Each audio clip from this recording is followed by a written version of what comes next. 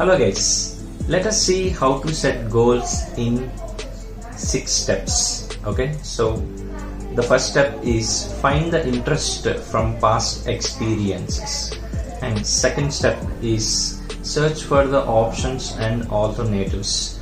Third step is prioritize the options that you got in the second step. Fourth step is future direction timeline building.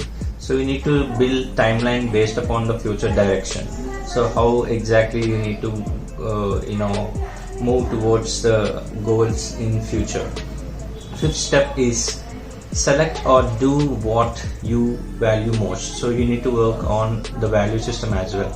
Sixth step is setting short-term and long-term goals. Short-term goals less than a year and long-term goals more than a year or down the line 5 years plan.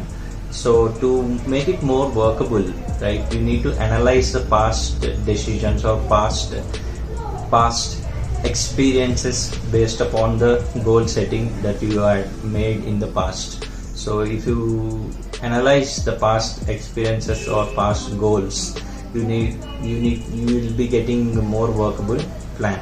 So I hope you